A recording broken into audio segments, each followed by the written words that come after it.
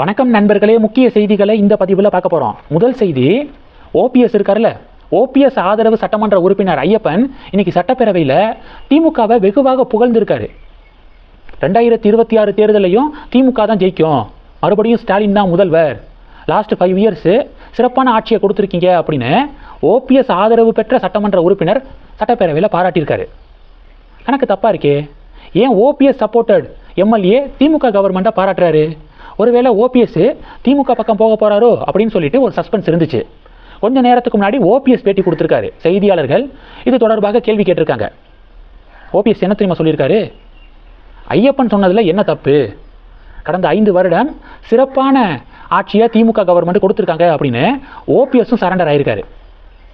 சட்டமன்ற வளாகத்தில் முதல்வர் ஸ்டாலின் அவர்களை ஓபிஎஸ் சந்தித்து ஆலோசனை நடத்தியிருக்காரு. அப்போது இப்போ தேமுதிக திமுக கூட்டணிக்குள்ளே போனாங்கல்ல, அது மாதிரி ஓபிஎஸ் உடைய அணி திமுக கூட்டணிக்குள்ளே போக போகிறாங்களா, இல்லை ஓபிஎஸ்ஸே திமுகவில் போய் அதிகாரப்பூர்வமாக சேர போகிறாரா அப்படிங்கிற சஸ்பென்ஸ் நீடிச்சுக்கு இருக்கு. இது தமிழக அரசியலில் பரபரப்பை ஏற்படுத்தியிருக்கு.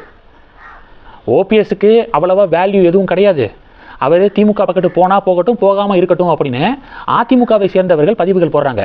ஆனால் பாஜக தொண்டர்கள் என்ன சொல்கிறாங்கன்னா, ஒவ்வொரு ஓட்டும் ரொம்ப முக்கியம். ஏன்னா இந்த தேர்தலில் விஜய் புது வரவாக கட்சி ஆரம்பிச்சிருக்காரு, தேர்தலை சந்திக்கிறாரு. திமுகவுக்கு எதிரான வாக்குகளை விஜய் பிரிப்பதற்கு வாய்ப்பு இருக்கு. அந்த ஆப்பர்ச்சுனிட்டியை நாமளே கொடுத்துடக்கூடாது. இருக்கக்கூடிய ஒவ்வொரு வாக்குகளையும் என்டிஏவை நோக்கி கொண்டு வரது ரொம்ப அவசியம்.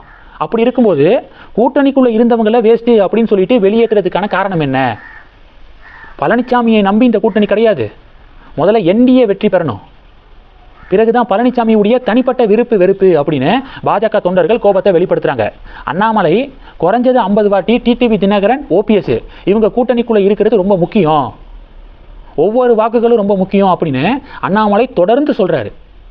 ஆனால் பழனிசாமிக்காக இப்போ ஓபிஎஸ்ஸையும் வெளியில் விட்டுட்டாங்க பாஜக மேலிடம் அப்படிங்கிற ஒரு டிபேட் நடந்துக்கு இருக்கு.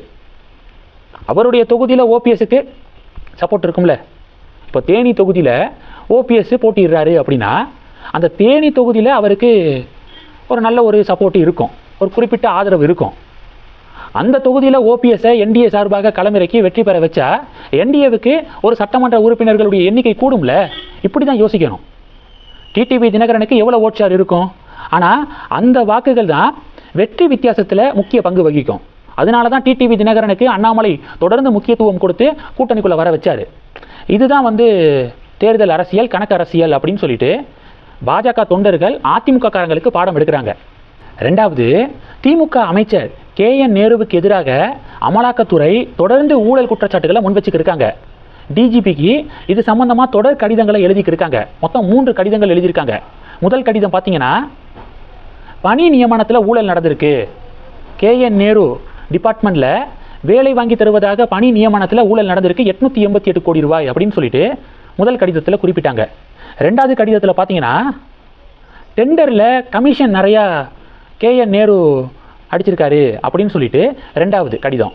மூணாவது கடிதம், KN நேருடைய டிபார்ட்மெண்ட்டில் அதிகாரிகள் பணியிட மாற்றத்துக்காக பெரிய ஒரு ஸ்கேம் நடந்திருக்கு அப்படின்னு 3 ஊழல் குற்றச்சாட்டுகளை இடி டிஜிபிக்கு அனுப்பி KN நேருவுக்கு எதிராக வழக்கு பதிவு செய்யணும் அப்படின்னு தொடர்ந்து சொல்லிக்கிருக்காங்க. ஆனால் இப்போ வரைக்கும் வழக்கு பதிவு செய்யப்படலை. இது தொடர்பாக அதிமுக என்ன பண்ணியிருக்காங்க, நீதிமன்றத்துக்கு போயிருக்காங்க. இப்போ நீதிமன்றம் லஞ்ச ஒழிப்புத்துறைக்கு உத்தரவு பிறப்பிச்சிருக்காங்க.